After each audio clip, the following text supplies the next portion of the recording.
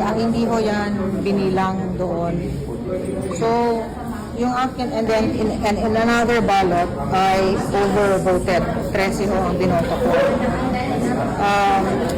According to their desopet dito, dapat hindi binabasa.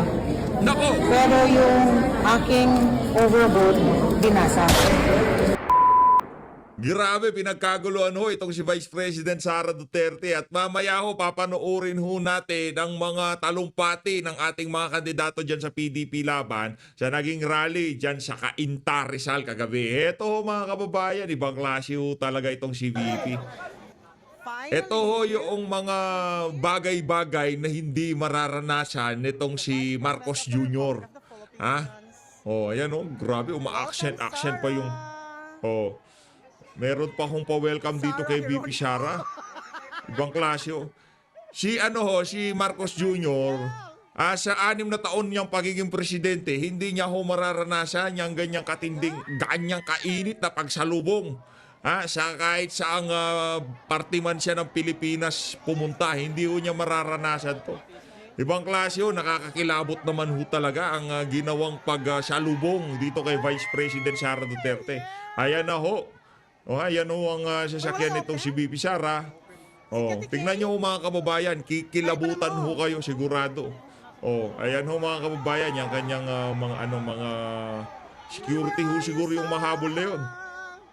Sa alin ba dyan si VP? Yan sa black o dyan sa white? Ito ho. Kato sa primero? Nako. Ala si Kati Kat! Nako! Ayan na, nagkagulo na. Yan na nga pa sinasabi natin. Pinagkaguluhan ang ating Vice President. Ibang klase. Meron ka ba niyan, Marcos Jr.? Kung wala ka niyan, magpapulburan test ka. Baka sakali, pagkaguluhan ka din. Ibang klase naman yan, Talaga namang nakaka-good vibes, ayan, Talagang yung pagmamahal, kay Vice President Sara Duterte ng ating mga kababayan. Kaya nga, kalmahan nyo lang ho. Huwag ho kayong masyadong mainit sa social media. Hayaan nyo silang magbakbakan, hayaan nyo silang magsiraan. Pero sigurado dito, mahal ng sambayan ng Pilipino ito si VP Sara. Roy.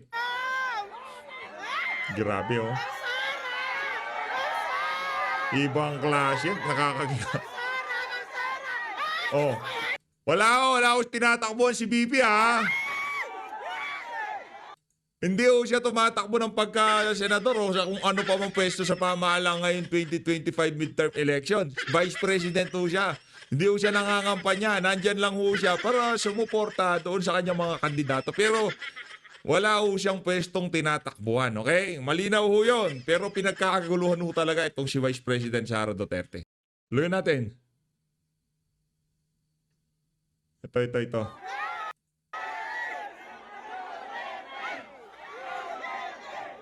Grabe, nakakakilabot naman ho talaga kung ganong katindi, Talagang kinuyog, dinumog itong si Vice President Sara Duterte. Kaya naman, Marcos Jr., kung gusto mong pagkaguluhan ka rin ng ganyan ng ating mga kababayan, magpapulburon test ka, ganun lang kadali.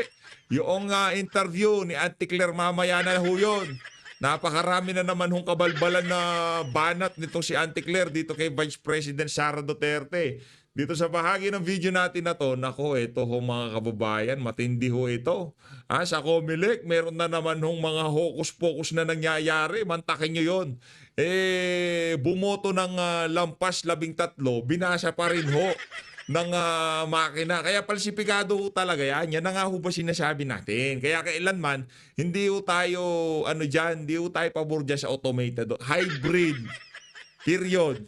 Magkakaroon ng tarahan, magkakaroon ng automated, yung tipong mabili siyang bilangan. Pero dapat, yung bilang dyan sa automated, nagtatali doon sa bilang sa mga porsyento. Hayaan natin. Yung mga magbibilang, yung mga watcher, di naman kayo magbabayad yan. Comelec ang magbabayad yan, yung mga kandidato, merong kanya-kanyang watcher. Hayaan nyo silang gumastos, pero dapat sigurado dito, mabilang ng tama ang boto. Kasi tayo dito sigurado na yung ating mga kandidato sa papalapit na election, siguradong malakas ho yan. Mananalo ho yan kung di lang dadayain. Pagdating, kahit saan ho natin dalhin yung mga yan, mapatalumpati, sa mga kasalukuyang issue, magkaroon ng debate, senatorial debate, kaya hong humarap ng mga yan. Di ho ba kayo nagtataka ngayong mga panahon na to, hindi na ho nasundan yung sa GMA. Bakit? Kasi ho, mabubulgar na mga walang alam, mga uto-uto ni Marcos Jr. ang kanyang mga kandidato ngayong midterm election. Mga walang yagba ba? Hindi ko kagaya ng ating mga kandidato, yung si Kong Dante, di pa kandidato, bumibira na yan. Ito, dito tayo kay ano ba to, ano ba pangalan nitong si Attorney Eileen Lisada. Ha? Basahin mo muna natin itong post. Ito mga kababayan, itong si ACE-COM, PPCRB spokesperson, Attorney Eileen Lisada. Human iyang siguyan nga ang overvote OG 13 kasenador atol sa final testing and sealing ng automated counting machine sa Davao City National High School. Apan gibasa ang 12 kakandidat kasenador. Naku, yari tayo dyan. Di ko natin naintindihan pero sana tama yung pagkakabanat natin, no? Pero kung di man, ito ho, pakinggan nyo lang muna din ako. Kasi check natin yung machines. When we did this in the con before with Chair George, when I shaded dalawang numbers, names, hindi ho yan binilang doon. So, yung akin, and then in another ballot, I overvoted. 13 ho ang binoto ko. According to their desopet dito, dapat hindi binabasa. Nako! Pero yung aking overvote, binasa. Dapat pagka overvote, automatic, hindi na valid yung balota na yan. Wala nang babasahin dyan ang makina. Pero binasa pa rin. Yan na nga ba sinasabi natin, mga hokus-pokus nangyayari na ho. Paano ba yan? Chairman George Garcia, akala ko bang mapagkakatiwalaan niyang ating 2025 midterm election? Marami ko kayong dapat ipaliwanag dito sa ibinulgar na to ng tagapagsalita ng COM-PPCRB na kung saan binasa pa rin kahit na nag-overvote. Naku po yan kayo. Yung 1 to only 12. 1, 2, 3, 4, 5, 6, 7, 8, 9, 10, 11, 12 names I overvoted, pero 13. So sabi ko, sino ngayon ang nagde-decide na from 13 going 12 at sino ang hindi kasama sa 12 ko. So I requested the DESO to request for an overvoting of all. Tinanan natin yung kanilang mga machines dito. Kasi how come in that one, it was fine. Dito how come, sabi ng DESO Tech, it should not read overvote. Sayang yung boto mo doon. But they're reading it. Dito, 13 ang nilagay ko. Pero binasa na 12. Nako! 13 ang binoto, binasa, 12. Chairman George! And then, ang aking mga linya, meron akong box, may diagonal, merong dot, merong star, and yung mga ganyang shading, yung dalawang sobra. So, yun ang question ko ngayon. Kaya nga buti meron tayong FPS. We requested the DESO to test all machines and let us do an overvoting. Dapat hindi binabasa. So paano yan, ma'am? What will be action taken on that? They will, kaya nga ito, so they will put that in the minutes. Sila ang magre-report sa kami naman, I will report to PPCRB. So how can we make sure, ma'am, na hindi mangyayari yan on the day of the election? Yun ang mga Yan ang problema natin dyan. Bakit kung kailan kung kailan ka mag-jeps, kung ka maghahanap ng panghugas, maliho yan. Ang pangit ng analogy natin, ang baho. Pero okay na ho yun. Meron kasabihan ganun. Hindi pwede yung kung kailan ka mag-jeps, doon ka maghahanap ng panghugas mo. Hindi yung ganun yun. Ngayon, ganito nangyayari. Kung kailan malapit na eleksyon, doon natin sinusolusyonan itong mga problema na dapat naman ginawa natin noong 3 buwan, 4 na buwan, 1 taon pa dapat ang eleksyon na yan. Anong ginagawa ni George Garcia? inahabol din yung mga nagsasalita laban sa sa COMELEC. Si Attorney Respicio, yun na lang ba talaga mangyayari dito sa bansa na to? Wala na hong ginagawang kamalian ng pamahalaan. Tignan nyo, sa kung ano-anong inaatupang nyo dyan sa COMELEC. Ngayon, merong X, merong star, merong guhit, binibilang pa rin.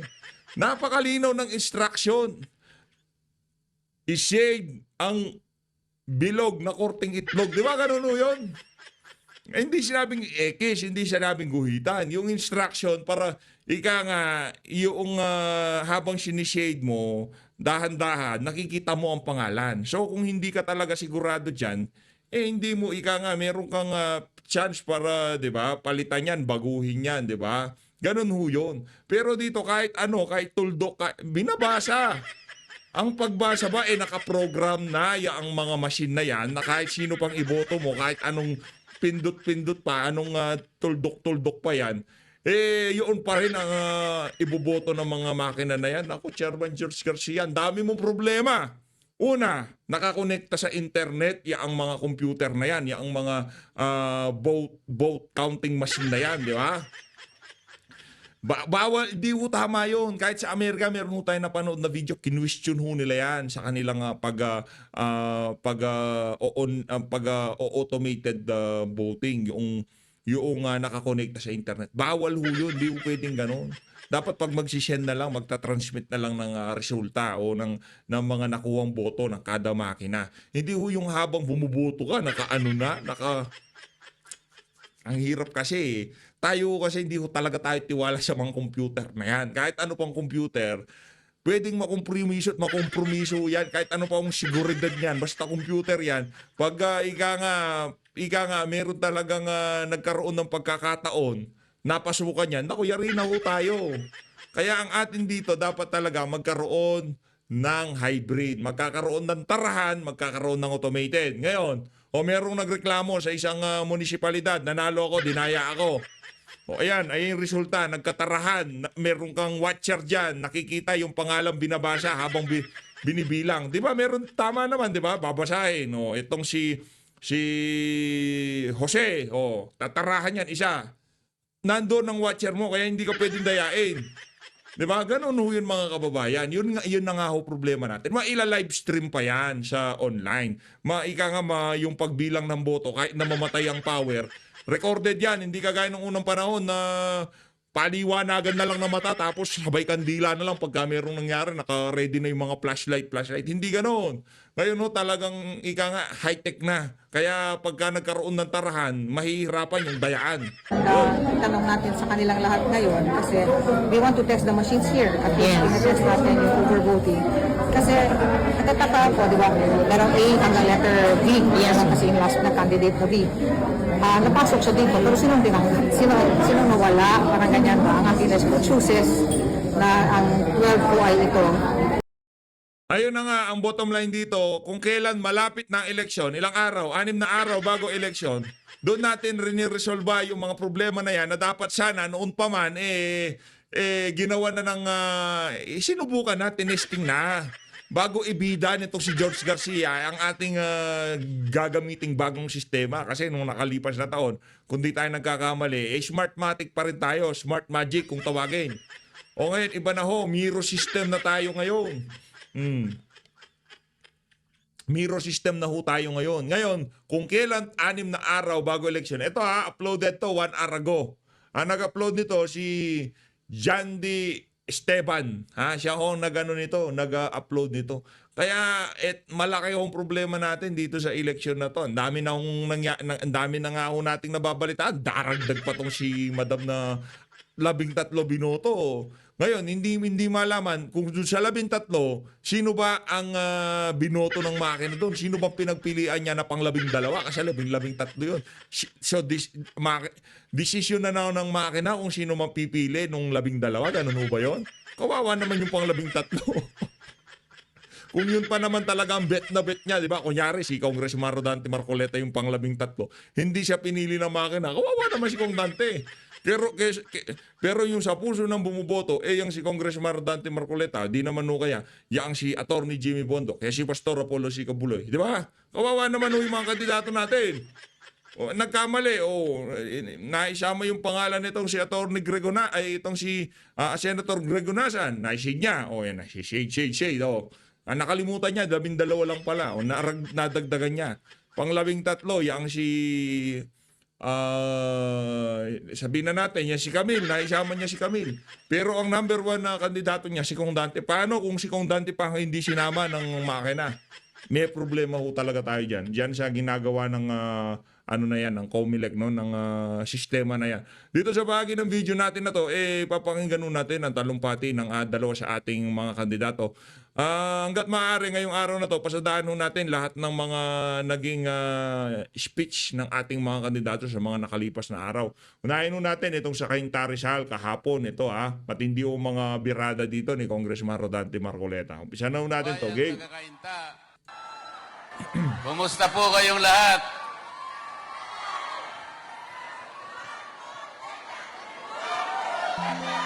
Init, ang init ni Kong Dante. Kumusta na po ang presyo ng bigas? Nako, Kong Dante. Mura po ang presyo ng bigas. Mura po. Ang presyo po ng gamot, mura po. Mahal. Ang presyo po. Pagpapospital, mura po. Yung kuryente, napakamura po.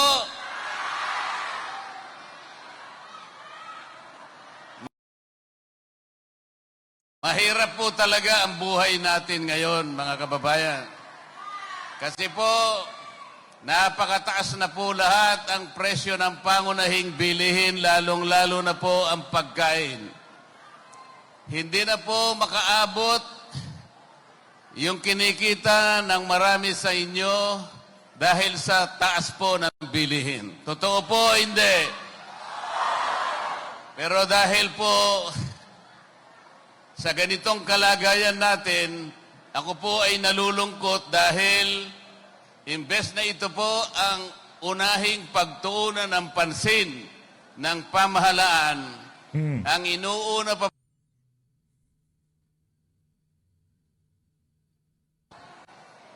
Nako, hindi natin tingnan po narinig. ninyo yung ginawa nila. Inimpeach nila ang Vice President. Gusto nyo po bang matanggal ang Vice President? Talaga po? Pero sila gusto nilang matanggal ang Vice President.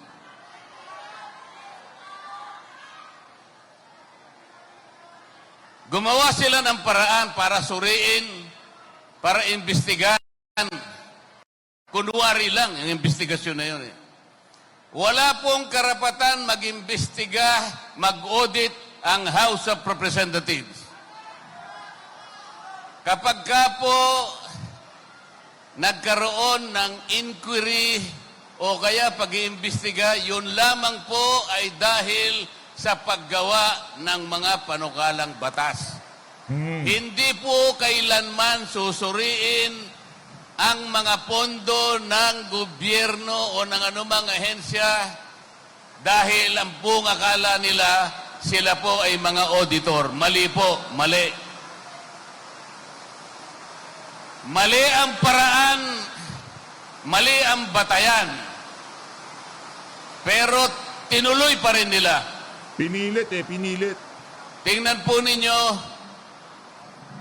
mahigit pong 400 opisina ng gobyerno ang merong confidential funds. Ngunit isa lang ang kanilang inimbestiga, ang opisina ng Vice President, sapagkat namumulitika lang, namemersonal. Kung talagang gusto nating ayusin ang pamamahala ng ating bansa, bakit hindi ipatawag lahat ang mahigit na 400 na opisina na merong confidential funds? Bakit tinarget mo lang ang opisina ng Vice President? Correct. Meron silang gustong gawin. Gusto Correct. lang nilang tanggalin ang Vice President. Ang Vice President po ay ibinoto ng mahigit 32 milyong Pilipino. Pagkatapos po nilang gawin yon, gumawa sila ng Quadcom Ang Quadcom, ang sabi nila, ay isang paraan para makagawa ng maraming batas. Hindi po totoo yun. Ang Quadcom ay itinatag para usigin, para i-prosecute, para i-persecute ang dating Pangulo ng Republika. Kaya ang pinatawag po sa hearing, mapapansin po ninyong lahat ng tinawag na mga testigo ay puro kalaban niya.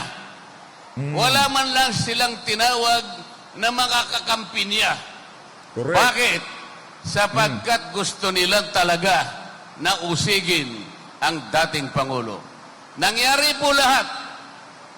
Sinasabi ko na sa kanila, September 2024, you will impeach the Vice President. Hindi totoo na kayo'y gagawa ng batas. Sinabi ko rin sa kanila, yung Quadcom na yan, uusigin nyo lang yung Pangulong Duterte. Hindi kayo gagawa ng batas. Totoo ang nangyari o hindi? Totoo. Totoo. Ayun po ang Totoo Pangulo ng Republika, kinulong nila, dinukot nila, dinala nila sa kabilang panig ng daigdig para hatulan ng ibang hukuman. Bakit? Bakit nangyari sa atin ito? Dahil sa labis na pamumulitika. Meron po tayong umiiral na mga batas sa ating bansa. Kahit kailan hindi pwedeng manghimasok ang ICC habang ang ating judicial system ay gumagana, umiiral. Bakit po? Lahat ng hukuman ba natin ay nakasara ngayon? Nakasara po ba ang hukuman natin?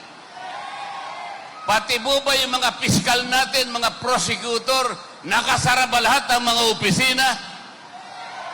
Bakit po kailangang usigin ang isang Pilipino kung siya'y nagkasala man? Maging Pangulo man siya ng bansa, kung nagkasala, dapat litisin, usigin, hatulan kung kinakailangan sa pamamagitan ng sarili nating batas. Tingnan mo yung ginawa nila ngayon. Ito po ang sinasabi kong pamumulitika sa ating bansa. Kapag nagsasalita po ako sa kanila at sinasabi ko ang totoo, hindi naman sila pwedeng makipagdebate ng totohanan. Wala silang mailalaban na katwiran. Correct. Ang ginagawa po nila kagaya ng nakita ninyo, manggugulo lang, aawayin lang ako, tinanggal lahat ako sa aking mga komites para hindi na raw ako pwedeng makipagdebate sa kanila. Maling-mali po lahat to. Ngayon pong mahirap ang ating bansa, ang ginagawa nila, ayuda dito, ayuda sa inyo. Ano po ang nakatanggap? Merong tupad, merong AX, merong MAIP, merong Porpis, merong AKAP. Sino po ang nakatanggap sa inyo ng ayuda? Alam po ba ninyo kung magkano lahat kapag pinagsama-sama ninyo yung 5 ayuda? 194 billion pesos. Ang dapat mabiyayaan ng ganito kalaking halaga ay hindi dapat kukulangin sa 27 million na mahirap na Pilipino. Yun ang dapat mapagsilbihan ng pera na yon. 194 billion pesos. Dapat ang nabigyan lahat, 27 million poor Filipinos. Ilan po sa inyo ang nabigyan? Wala po kahit isa. Pinipili lang naman nila yung binibigyan Yung kaalyado nila, yung mga leaders nila, yung bumoto sa kanila, yung kaibigan nila. Alam po ba ninyo, sa akin tansya, wala pang 10% ang nabigyan sa dapat mabigyan. Nako, yari tayo dyan. Kung ang dapat mabigyan ay 27 million Filipinos, wala pang 10% ang nabigyan. Kawawa naman yung hindi nabigyan. Mas marami ang hindi nabigyan. ganito na lamang po ang gawin natin, mga kababayan, Yan, para ito, lahat gusto ko to, ay eh. mabigyan. Sa lahat ng talumpati ni Congressman Rodante Marcoleta, ito yung pinaka-paborito ko eh. Kasi nagmi-make sense talaga siya eh. Kaysa ayuda, pakinggan nyo ito mga kababayan. Para walang lamangan, kapag ako po ay nanalo at lahat ng kasama ko sa PDP laban ay nanalo, ganito ang gawin natin. Lahat po ng kumukonsumo ng kuryente, 2,000 pababa. Lahat po ng kumukonsumo ng 2,000 pesos worth of electricity, pababa. Oh. Ililibre natin yon. Nako! Palakpakan ho natin itong si Congressman Rodante Marcoleta. Napakataba talaga ng utak nitong mama at ibang klase ho. Ha? Sa lahat ng mga kandidato, isa ho siya sa ano yan, kumbaga nakaisip dyan sa kaideya na yan na imbis na ipamigay na ayuda, di natin malaman, 10,000, 5,000, 2,000, 3,000. Lahat na lang ng 2,000 na pesos pababa na electric bill. Libre na yan, ika nga. Diba? Dalin mo yung ano ba yan, resibo mo, bigay mo dyan sa ano, diba? O magkaroon na ng pag-uusap sa mga kumpanya ng yung mga nagdi-distribute ng kuryente. Pagka itong isang household na to, na yung pangalan niya nandito, ayan ha, yan mga mahihirap na Pilipino. O, pagka yan, nasa 1,999 lang yan, 1,999. Automatic matitrigger na yung free electric bill niya. Hindi na siya mapapadalhan ng bill, di ba? Ganun no dapat yung. Oh. Kaso ngayon, yung mga kaibigan lang ni Tamba, yung mga si Luistro, yung sila, di ba? Yung mga kaibigan niya na nakapaligid sa kanina, sila lang namimigay ng ayuda, di ba? Kaya yung sinasabi na yan ng Congressman Rodante Marcoleta, saludo, yan ang the best. Bakit po? Bakit po? Kapag ginawa natin yon, 27 milyong Pilipino na mahihirap ang mabibiyayaan. Ang galing. Saludo, Wala pang galing. korupsyon. Bakit? Dire-diretso po sa inyo. Wala pang magpapapogi. Kasi pag binibigay sa inyo, akala mo galing sa bulsa nila. Hindi po. Pera po ninyo yung binibigay. Pera po ninyo. Pinasasaya lang kayo ng isang araw pagkatapos sa lahat ng araw ng buhay nyo habang sila'y nakaupo, nakanganga na po kayong lahat. Yun po ba ang gusto nyong mangyari? O, tanungin po ninyo yung mga ibang kumakandidatong senador na hindi kasama sa PDP laban.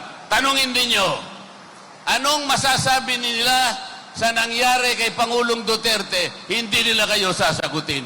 No, palakpakan nun natin si Congressman Rodante Marcoleta. Ayos.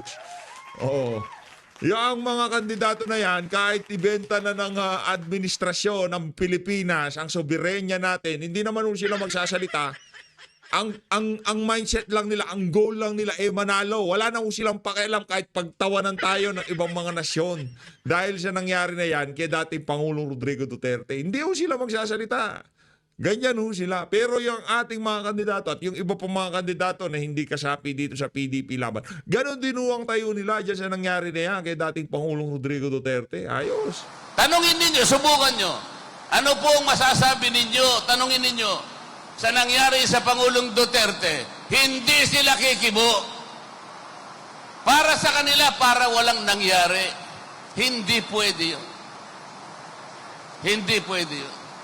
Di pwede yun. Meron pong 2 presidente sa ibang bansa ang naiisyuhan din ng warrant of arrest ng ICC. Yung Vladimir Putin ng Russia, nauna pa na nabigyan ng warrant of arrest. Yung Benjamin Netanyahu ng Israel, nauna pang binigyan ng warrant of arrest ng ICC. Sila pong 2, nauna kay Pangulong Duterte.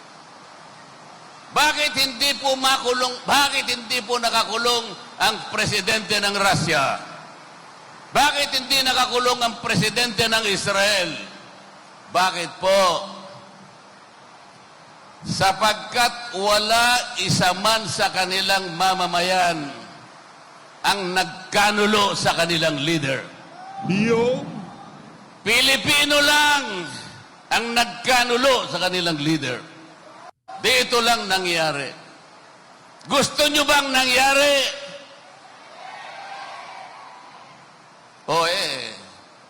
Alam na po ninyo kung sino yung iboboto ninyo. yung Yung PDP laban, pipigilan niya ang pagtanggal sa Vice President.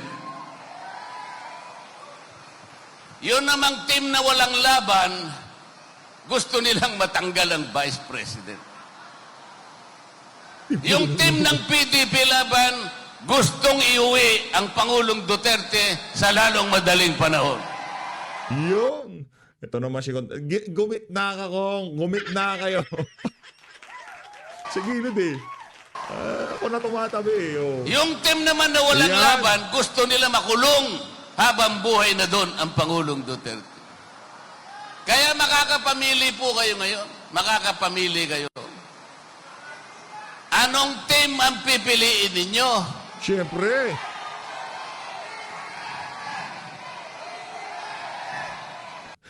Hindi PDP, Duterte. Hindi pa. Hindi Ano ko?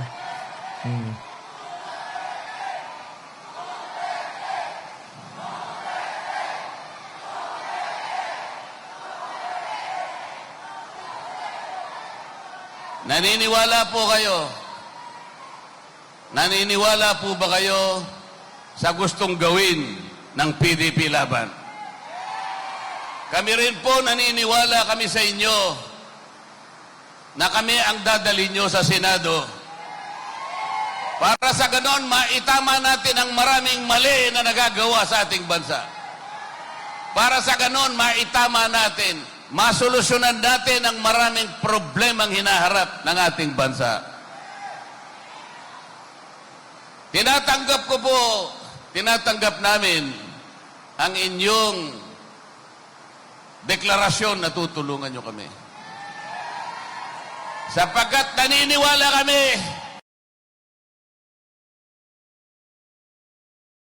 bago ang ating bansa, ito lamang ang paraan para sa ganoon magkaroon tayo ng isang kinabukasan na hindi ganito. Hindi na natin alam kung paano mabubuhay ang marami sa ating mamamayan. Alam po ba ninyo na 27% ngayon ng ating mamamayan ang nagsasabi na nakakaramdam sila ng gutom? 27%! Katumbas ng halos 38 million Pilipinos ang nagsasabi, gusto nilang kumain, hindi sila makakain sa oras. Masakit, hindi matatanggap ng kahit sinong pamilyadong Pilipino. Makita niya ang kanyang anak na gustong kumain, hindi makakain. Pero sa ngayon ay ganito ang inaharap ng ating bansa. 16 na milyong trilyon na ang utang ng ating bansa ngayon. Utang dito, utang doon, puro utang. Dahil sa ayuda, nagkautang-utang lahat. Utang ina, sabi nga nila. Totoo naman o yan. Lahat na sinasabi na yan, itong si Congressman Rodante Marcoleta, yan o talaga realidad ngayon sa ating bansa. Wala na hong inaatupag itong administrasyon na to kung hindi mamigay ng ayuda. Pagka pumalpak, ayun, nahahanapan nila ng problema yung mga kalaban nila sa politika para hindi mapag-usapan yung kapalpakan nila dyan sa 20 pesos na bigas, di ba? Ganyan o sila. O yan na naman, utang na naman o. Ano naman pang tatakip nila? O ano ginagawa ng mainstream media para mapigilan yung mga ganyang klaseng kabalbalan ng administrasyon? Imbis na ang interes ng sambayan ng Pilipino ang itulak nitong mga mainstream media na to, itinutulak ho nila ang interes nitong si Marcos Jr. Kaya ngayong mga panahon na to, ang maaasahan lang ho talaga natin, itong mga kandidato nitong si dating Pangulong Rodrigo Duterte. Sila lang ho ang pag-asa natin. Si BP Sara sa 2028 pa kakamada yan, ika nga. Ngayon ho, ang magagawa niya lang, tulungan na maipanalo itong 10 kandidato na to.